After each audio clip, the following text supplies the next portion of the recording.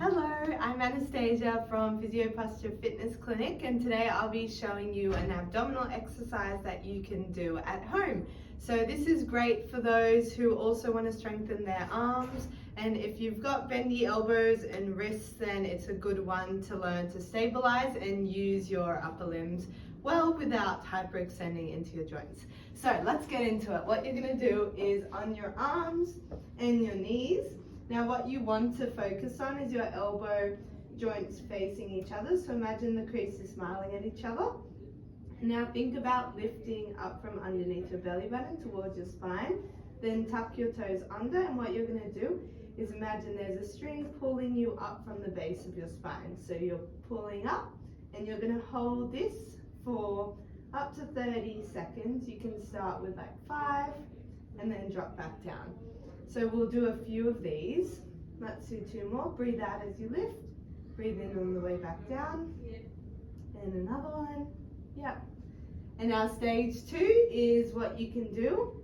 You can straighten one leg out and keeping your hips square and still as you're doing the movement.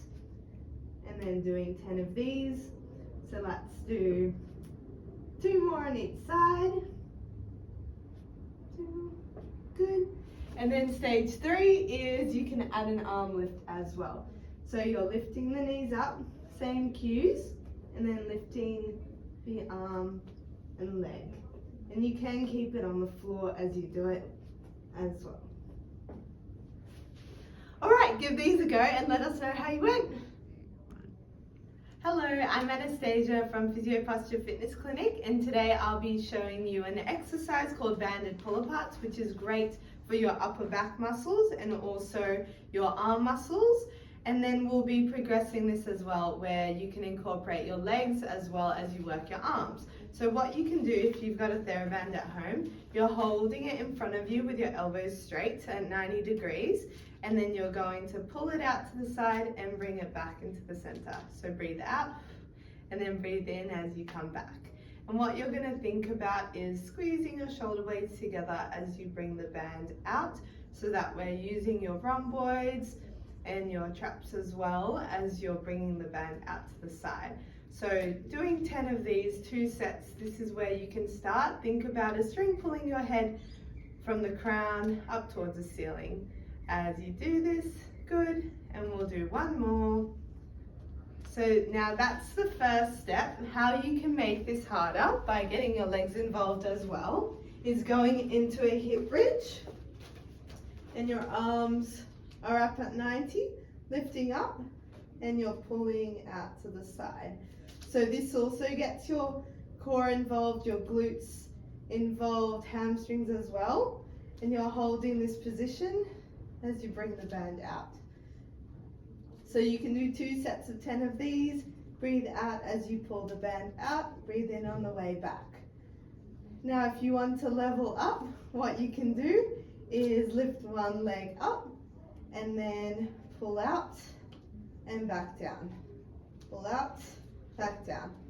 Pull out, and trying to keep the hips level the entire time as you do it.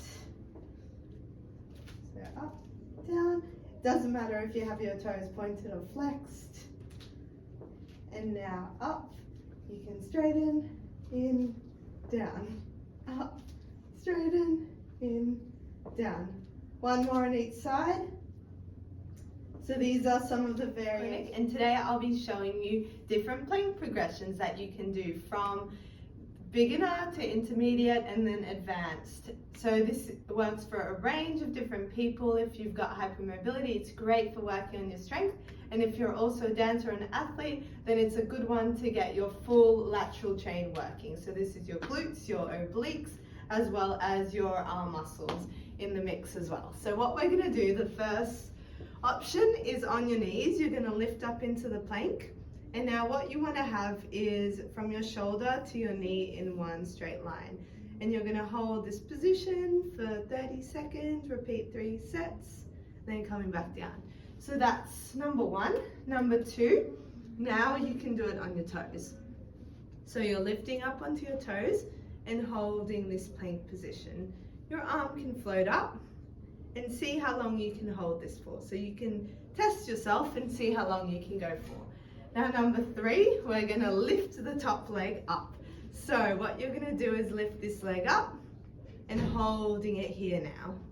And you can even pulse up and down with that top leg. So it'll get your hip abductors. So these are your glutes and your side leg muscles working as well. So that was number 3. Number 4, we've got, you're going to lift up and now you're going to dip that hip down. 2, 1. How you can work on your rotator cuff as well is using a foam roller. So this will help you slide up the wall.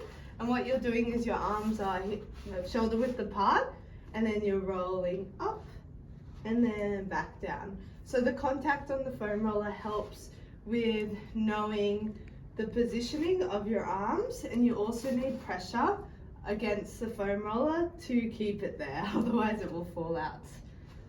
All right, add this one to your next workout.